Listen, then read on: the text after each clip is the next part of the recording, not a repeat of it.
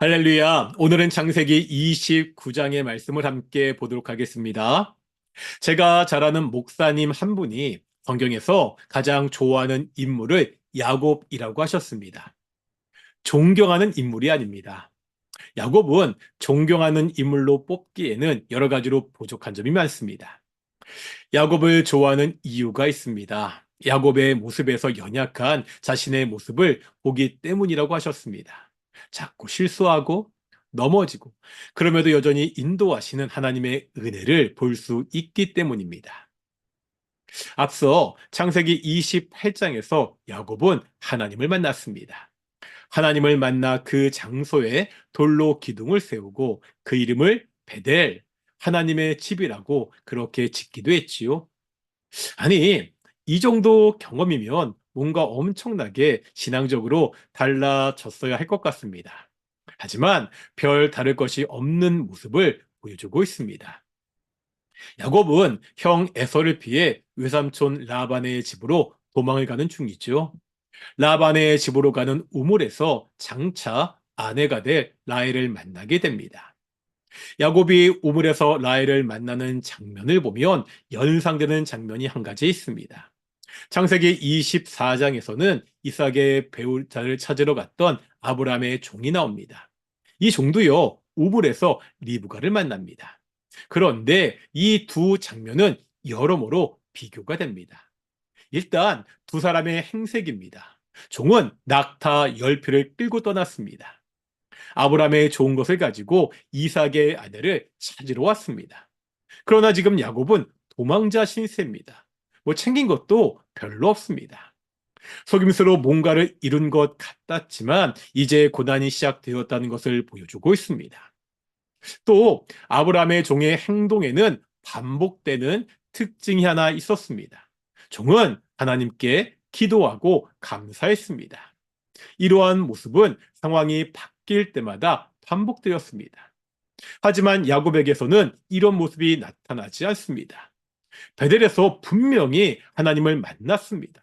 하지만 그 하나님께 자신의 앞길을 인도해 달라고 기도하는 모습이 나타나지 않습니다. 기도하지 않는 야곱의 모습과 대조되는 야곱의 모습이 한 가지 있습니다. 10절에 보면 야곱이요, 우물을 덮고 있던 돌을 혼자서 옮깁니다. 이 돌은 본래 여러 사람이 옮겨야 되는 무거운 것입니다. 야곱이 육체적으로 힘이 센 사람이라는 것을 보여줍니다. 그런데 역설적이게도 이 장면은 기도하는 아브라함의 종의 모습과 대조가 됩니다. 하나님을 의지하지 않고 여전히 자신의 신만 믿고 있는 야곱의 모습이 보인다는 거지요. 이런 야곱에게 이제 어떤 일이 벌어지죠? 외삼촌 라반은 조카인 야곱에게 품삯을 주겠다고 말합니다. 아니, 돈을 주겠다는 이 라반의 말이 친절한 말로 들리기도 합니다. 하지만 가족끼리는요, 임금을 주고받지 않습니다. 야곱은 생질에서 계약 관계의 노예 상태로 전락하고 말았습니다. 이 상태에서 이제 라반이 야곱을 속이죠. 라헬을 아내로 얻기 위해서 7년을 봉사했습니다. 하지만 라반은요, 라헬이 아니라 언니 레아를 야곱과 결혼시킵니다. 다시 자기가 사랑하는 라헬을 얻기 위해서 또다시 야곱은 7년을 일해야 됐습니다. 아버지를 속였던 야곱이 똑같이 속임수를 당하고 있습니다. 베델에서 하나님을 만났지만 그 이후에도 야곱의 모습은 별로 나아지지가 않은 것처럼 보입니다. 그럼에도 결국 야곱이 우리가 잘 아는 믿음의 조상이 될 수 있었던 이유가 뭐지요? 창세기 28장 15절에 보면 하나님이 이렇게 말씀하십니다. 내가 너와 함께 있어.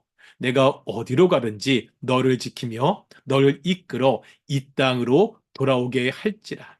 내가 내게 허락한 것을 다 이루기까지 너를 떠나지 아니하리라 하신지라.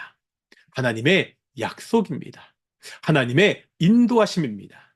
오직 하나님의 열심으로 야곱은 믿음의 조상이 될 수가 있었습니다. 우리 역시 연약하잖아요. 자꾸 넘어지고 실수를 하기도 합니다.